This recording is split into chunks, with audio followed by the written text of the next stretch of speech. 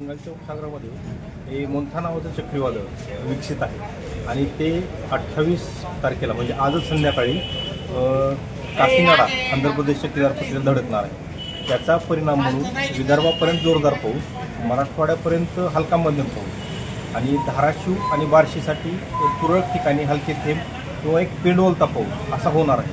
म्हणजे 28, 29 आणि 30 ह्या तारखेंना बार्शी भागात, बार्शीच्या संपूर्ण तालुक्यामध्ये, उत्तर असू द्या दक्षिण असू द्या, पूर्ण तालुक्यामध्ये फक्त पेंडवलता पाऊस म्हणजे एक जो भिजवणीचा पाऊस असतो पेरणीसाठी तो पाऊस होणार आहे। त्यामुळे शेतकऱ्यांसाठी एक अशी सूचना असेल किंवा विनंती असेल की त्यांनी पूर्णपणे मशागतीची कामे करून पेरणीसाठी सज्ज राहायचे। आपल्याला 30 तारखेनंतर पेरणी करून घेण्यास काही हरकत नाही। त्याच्यानंतर पुढे जे म्हणजे अवकाळी असतात पाऊस तो क्वचित 5 आणि 6 तारखेला असेल। त्याच्यानंतर पूर्णपणे 1 महिन्यासाठी बऱ्यापैकी उघडीप आणि थंडी असेल। त्याच्यामुळे इथून पुढील 3 ते 4 दिवसात शेतकऱ्यांनी पेरणी करून घेण्यास हरकत नाही। धन्यवाद।